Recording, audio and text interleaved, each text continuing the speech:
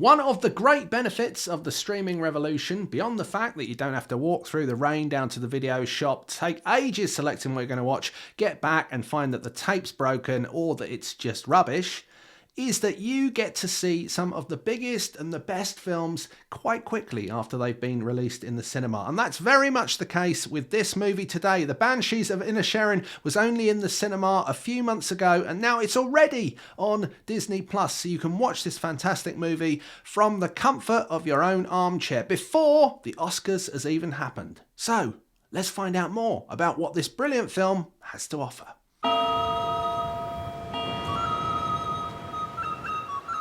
Colm, Sonny, Larry. Didn't you and he used to be the best of friends? We're still the best of friends. No, you're not. Who says we're not? Sit somewhere else. Hello and welcome to Screen OD, a channel for people who love TV, movies and streaming. My name's Tim, I'm an editor and a journalist who's been writing and talking about the media industry for more than 15 years. And today we have a real gem for you from the director Martin McDonagh, who you may recognise the name from 3 Billboards Outside Ebbing, Missouri. And of course he was the person behind In Bruges, which saw the 2 stars of this film work together again. That's of course Brendan Gleeson and Colin Farrell. Now, if you're looking for something that will really capture your imagination and draw you into a different world, this is the film for you. Okay, so what's this one all about? Well, it's 1923, 100 years ago, and the Irish Civil War is raging on across the water. It can be heard from the small fictional island of Inisherin off the west coast of Ireland. And there lives Pádraic, who is played by Colin Farrell, and his friend Colm, who is played by Brendan Gleeson. Every day, Pádraic knocks on the door of Colm, and they go down to the local pub together, and they chat for hours and hours and hours. However, this day is a little bit different. Now, if I've done something to you, just tell me what I've done to you. When you didn't do anything to me. I just don't like you no more. You didn't like me yesterday. Yes, Colm, it seems, is fed up with the simple, idle chat of his friend. He's always talking about his animals. He even talks for hours about animal poo. Colm has bigger ideas. He wants to make music. He wants to create things that forever will be remembered, because he doesn't believe that idle chat will. But the only way he can do that is to free up his time from his former friend and go it alone. And so he tells Pádraic he doesn't like him anymore and he just doesn't want to see him anymore. What is he, 12? What the hell's going on with you, me feckin' brother? He's dull, Siobhán. But he's always been done. The other night, 2 hours you spent talking to me about the things you found in your little donkey shite that day. Well, it wasn't me little donkey's shite, it was me pony's shite, which shows how much you were listening.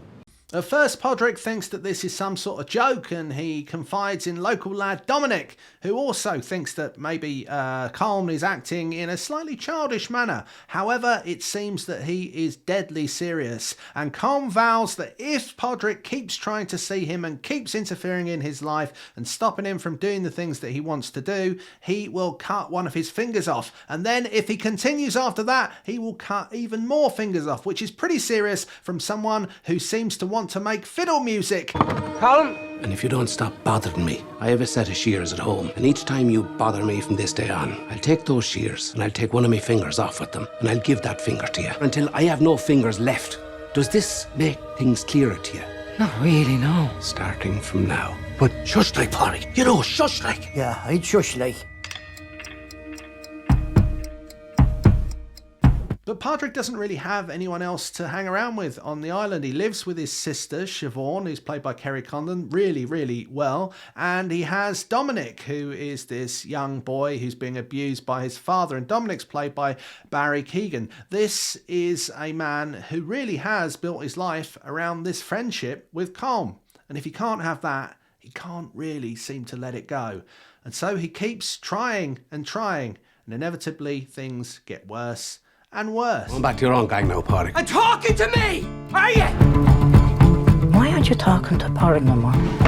That wouldn't be a sin now, would it, Father? No, but it's not very nice either, is it? Do you know who we remember for how nice they was in the 17th century? Who? Absolutely no one. Yet we all remember the music of the time. Everyone to a man knows Mozart's name. I don't, so there goes that theory. Everything about this film is just fantastic. On a visual level, it is very, very arresting. Martin McDonagh has really brought alive this tiny island 100 years ago with the way that it's filmed and directed, and the seascapes in the background down to the interiors of the houses, the clothing, everything about it feels very real, feels very authentic. And Inisherin also is a place that feels quite claustrophobic, even though it's surrounded by big sky and sea. It's also a place that is living in the shadow of something very, very big that's going on. That civil war that's raging across the water. We're constantly reminded of it by the occasional explosion or talk of what's going on the mainland. This is a film that is not only filled with tragedy and with intrigue, but it's also very, very funny at times. It's got humour, it's got light, it's got shade. This has got something about it that just makes you want to keep watching, even though for long periods of time there are pauses and nothing seems to happen.